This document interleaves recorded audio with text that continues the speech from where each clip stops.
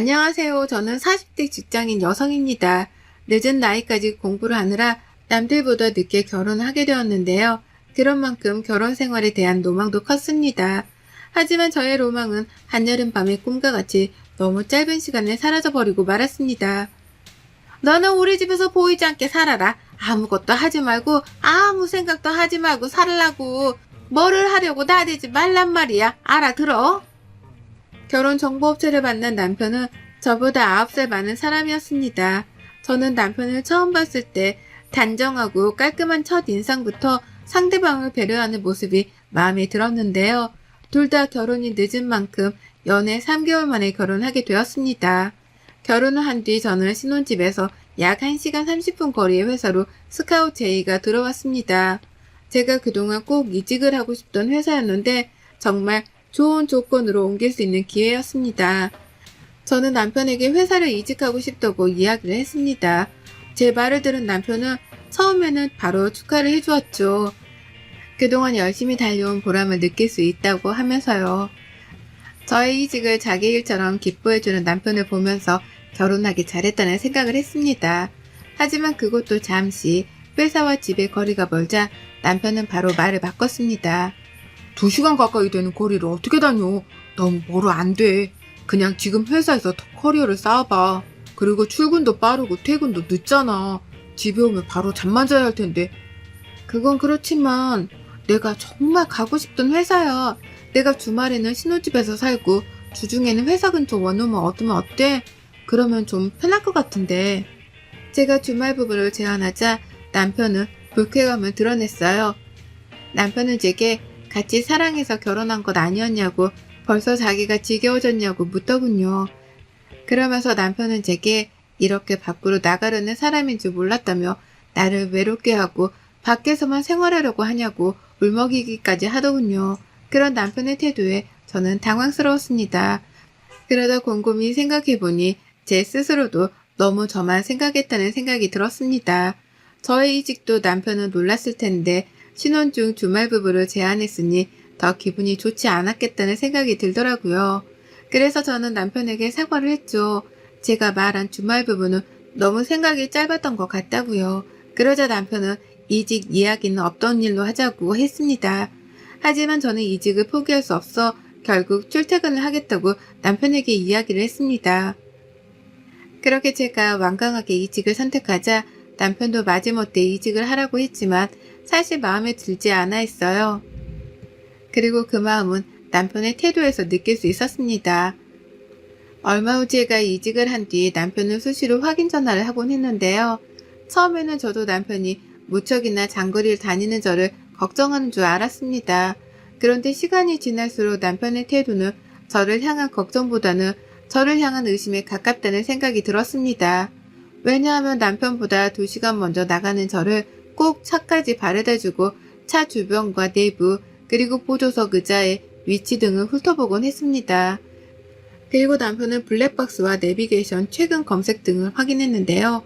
이런 것들이 남편의 아침 일과가 되었습니다. 그리고 퇴근 시간이 되면 30분도 채 되지 않나 수시로 전화를 걸어 지금은 어디쯤이냐고 물어봤죠.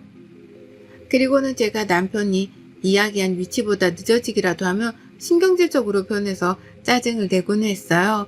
그런 남편이 저는 신경이 쓰였고 계속 그렇게 다그치면 차라리 주말 부부를 하자고 했습니다. 그러자 남편은 더 이상 퇴근하지 않겠다고 하더군요. 그러던 중 예상치 못한 일이 벌어지고 말았습니다. 미안하다. 너 요즘 많이 늦는다고 하던데 그 회사 좀 어떻게 안 됐니? 우리 아들이 능력이 없는 것도 아닌데 그렇게 먼 곳으로 여자가 함부로 돌아다녀야겠니? 하여튼 오늘 퇴근하고 우리 집에 좀 들러라. 저는 갑작스러운 시어머니의 호출에 순간 놀랐어요. 그리고 제가 회사를 옮긴 것에 대해서 좋지 않게 보는 것도 불편했어요. 그래도 결혼한 뒤 시어머니를 찾아뵌 지도 오래되었고 기분 좋게 알겠다고 했습니다. 그날 퇴근 후 회사에서 2시간 넘는 거리에 시댁에 도착하니 밤 10시가 넘어가서야 도착할 수 있었는데요. 제가 시댁에 들어서자 남편과 시어머니가 화가 난 상태로 저를 맞이했어요. 저는 순간 분위기가 좋지 않다는 것을 감지했고 너무 늦은 시간에 도착한 것 때문이라고 생각했습니다. 그래서 저는 바로 시어머니께 늦어서 죄송하다고 말씀을 드렸습니다. 그러나 시어머니께 들은 이야기는 너무나 황당한 이야기였습니다. 내 팔자가 왜 이렇게 사나운지 모르겠다. 내가 만나는 며느리들이 하나같이 왜 이렇게 밖으로만 돌려고 하는지 원. 너는 남편이 그렇게 원하지도 않는데 기어이 직장을 옮겼다며? 그런 일을 시어머니랑 상의도 안 하고 혼자 독단적으로 잘났다고 결정을 하냐? 이 봐라, 이렇게 먼 데서 왔다 갔다 하니 함께 저녁도 못 먹잖니. 아, 오늘 유난히 차가 막혔어요, 어머니. 평소에는 이 정도로 늦지는 않아요. 그런데요, 어머니, 만났던 며느리들이라니요? 무슨 말씀이세요? 어머니께서 저를 보자마자 쏟아낸 말들 중 유난히 신경 쓰였던 말은 어머니께서 만났다는 며느리들이었습니다. 왜냐하면 남편은 외동아들이었기 때문이에요. 그래서 저는 어머니가 다른 친구분들의 며느리 이야기를 하며 나랑 비교를 하나 싶기도 했죠. 하지만 그 말이 신경 쓰여 어머니께 묻자 몹시도 당황해 하더군요. 어머니께서 대답을 하려는 찰나에 남편은 제게 할 말이 있다면서 작은 방으로 가자고 했습니다. 그래서 저는 그렇게 결국 어머니께 이야기를 듣지 못했습니다. 남편과 작은 방에 간 저는 남편에게 물었습니다. 아니, 오늘 어떻게 된 거야? 어머니께서 왜 부르신 거고 아까 그 며느리들은 무슨 말이야? 그게 지금 중요해?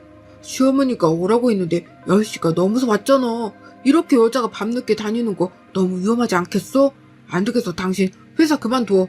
내가 그동안 당신이 하고 싶다는 일이라 늘 참아왔는데 도저히 안 되겠어. 연락도 안 되는 때도 있고 그만둬. 저는 갑작스러운 남편의 말에 너무나 당황스러웠습니다. 그렇게 저는 회사를 그만두라는 이야기를 왜 하느냐고 남편에게 물었죠. 그러자 남편은 평소에도 늦게 퇴근하고 출근하느라 얼굴도 못 보고 이게 무슨 부부냐고 하더군요. 그러면서 남편은 집에서 자기 내조나 했으면 좋겠다고 했습니다. 곧 아이도 낳을 거 아니냐고요. 그리고는 제게 곧 조금 일찍 정리한다고 생각하면 되지 않냐고 이야기를 하는데 저는 동의할 수 없었습니다. 그렇게 남편에게 바로 저는 그만둘 생각이 없다고 표현을 했죠. 그러자 남편이 큰 소리를 쳤습니다. 남편은 제게 사람이 이렇게 이기적일 수 있어? 앞으로 아이도 안 낳고 일만 쳐하다 뒤질 거야? 나랑 그럴 거면 뭐하러 결혼을 했어? 혼자 살지. 그럴 거면 지금이라도 혼자 살아. 라고 흥분을 했습니다. 저는 오히려 남편한테 그동안 수시로 확인 전화를 하고 어디인지 파악하려 하고 매번 자동차 검사를 하는 거 정말 싫었다고 솔직하게 말했습니다. 그러면서 저는 남편이 했던 그런 행동들이 정말 나를 걱정해서 하는 거 맞느냐고 물었죠. 그러자 남편은 밖에서 바람이 들어서 지금 이렇게 자기를 의심병 환자 취급을 한다고 너도 다른 여자들하고 다르지 않다고 소리를 쳤습니다.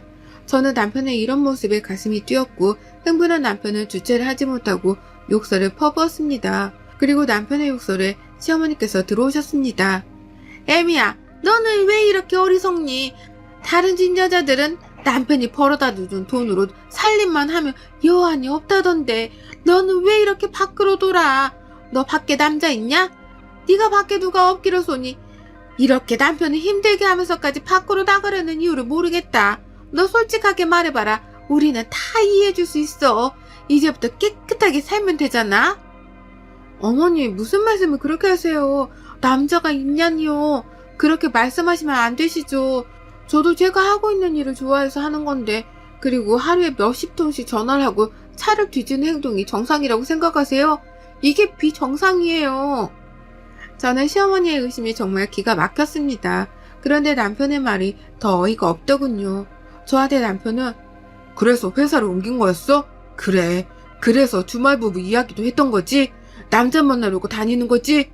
라고 더욱 흥분을 하기 시작했습니다. 저는 정말 처음 보는 남편의 모습이 너무나 무서웠어요. 그런데 시어머니의 말을 듣고 저는 더욱 경황할 수밖에 없었습니다.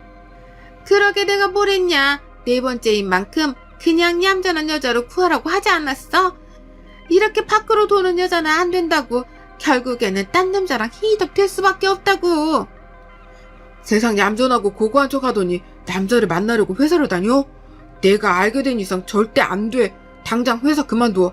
남자라면 눈이 뒤집히는 족속들은 집에서만 있어야 돼. 그래도 창밖으로 남자를 보고 있다고. 당신도 결국 그런 여자야? 시어머니의 네 번째라는 말에 저는 다시 물었습니다. 저는 남편과 시어머니에게 네 번째라는 것이 무슨 의미인지 물었죠. 그러자 시어머니는 남편이 저와 한 결혼이 네 번째 결혼이라고 했습니다. 저는 너무 놀라서 남편을 바라보았죠. 그러자 남편은 제게 그동안 만났던 전 와이프들이랑은 다를 줄 알고 선택했는데 너도 결국 그런 여자들이었던 거야? 라고 하더군요. 저는 그 말에 너무 어이가 없었습니다. 그래서 저는 네 번째 결혼이라는 말을 한 적이 없지 않냐고 따져 물었습니다. 그러자 시어머니께서는 너무나 당당하게 말하시더군요. 손을 바들바들 떨고 있는 제게 시어머니께서는 우리 아들 호적상으로는 초혼이다. 그동안 여자들하고 결혼식은 올렸고 호적 신고는 안 했다. 얼마 살지도 않았고. 너도 그동안 남자 만났을 거 아니야. 연애한 거나 결혼식만 올린 거나 매 한 가지 아니냐? 그걸 가지고 뭘 그리 유난을 떠냐? 라고 말을 했어요. 그 말이 끝나자마자 남편은 제게 그동안 까지고 되바라진 여자를 만나 고생을 이만저만 한 게 아닌데 마지막이다 생각하고 선택한 여자가 저였다고 이야기했습니다. 남편의 말을 듣는데 저는 정말 배신감이 들고 소름이 끼쳤습니다. 어떻게 그러면 거짓말을 할 수가 있어? 내가 네 번째 부인이라니. 그런데 어떻게 그 말을 안 하고 나랑 결혼을 할 수가 있어? 말이 돼? 이거 사기야, 사기. 어머님이랑 당신이 나를 속인 거라고. 그러면서 지금 나를 의심해? 사기라니. 그렇게 따지면 네 몸은 뭐 깨끗해? 나 3번 다 1년도 안 채우고 헤어졌어. 그것도 다 너처럼 밖으로 돈 여자들이라서 내가 증거 찾아 디미니까 찍소리도 못하더라. 당신도 그럴 거지? 또 그렇게나 나 몰래 딴 남자 만나고 다닐 거잖아. 오늘 또 딴 남자 만나고 온 거 아니야?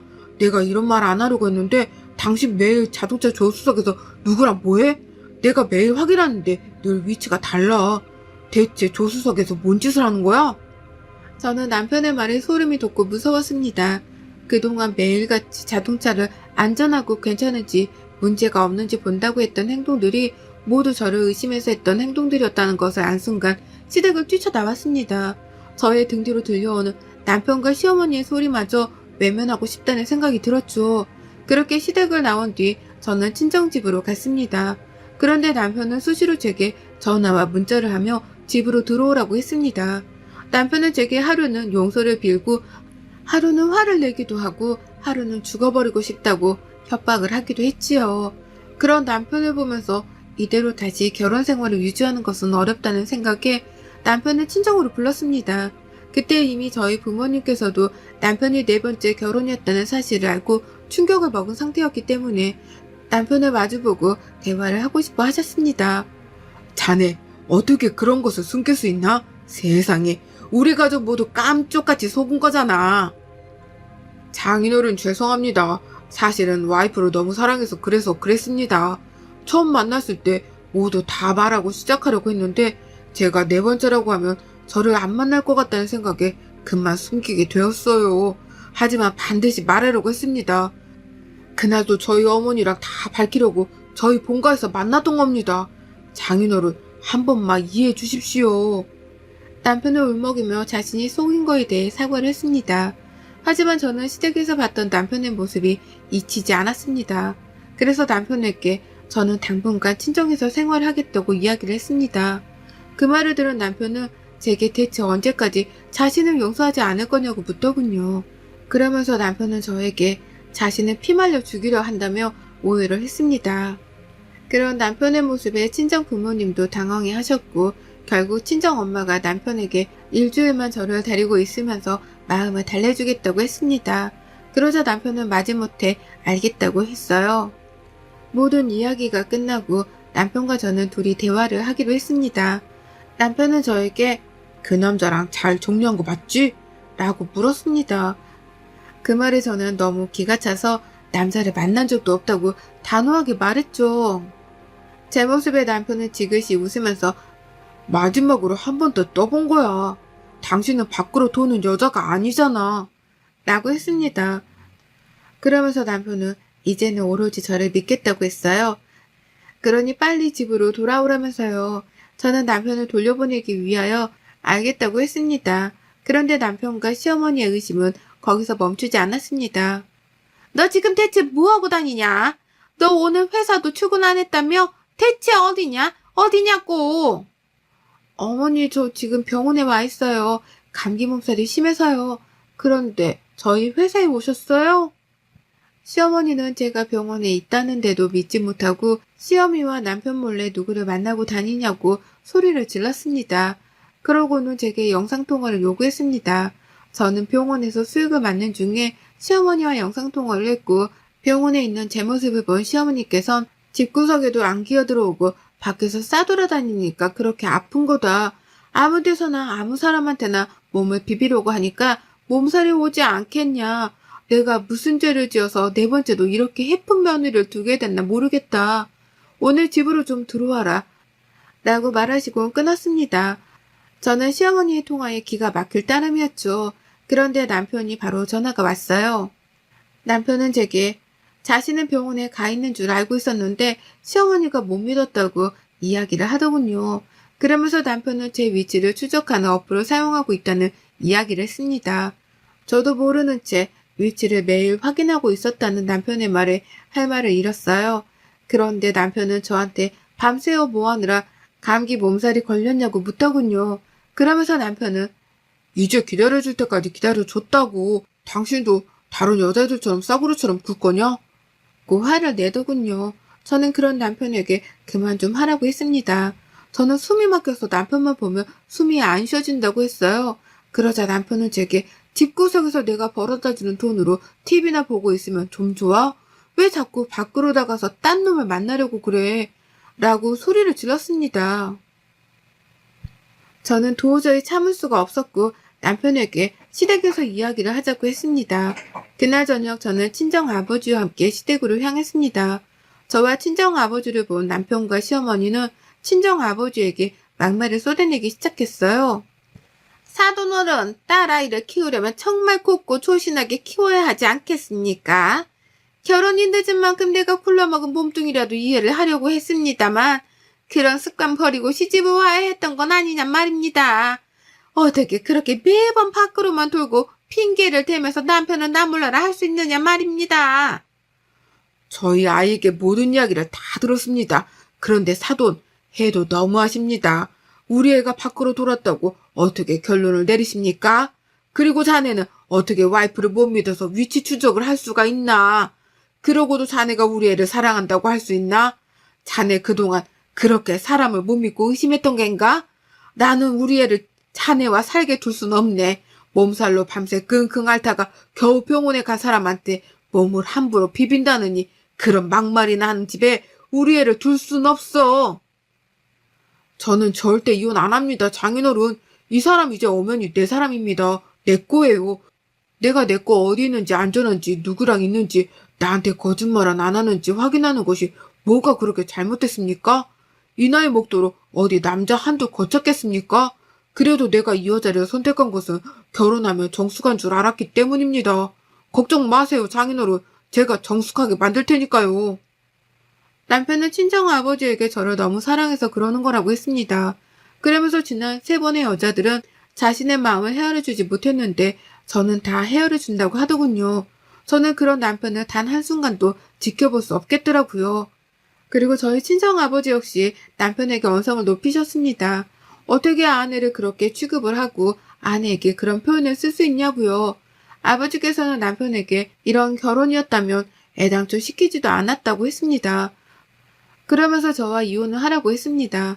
그리고 저 역시 남편에게 당신이 나를 의심하는 거지 나를 걱정하는 것이 아니지 않냐고 화를 냈습니다. 저는 남편에게 시어머니에게 단 한 번이라도 진심으로 나를 걱정해서 전화를 한 적이 있느냐고 물었죠. 시어머니께서는 그런 저를 비웃으며 말하더군요. 너는 그냥 우리 아들이랑 결혼했으면 죽은 듯이 살아. 내가 그동안 그 며느리들은 순진해서 당했는데 이젠 아니야.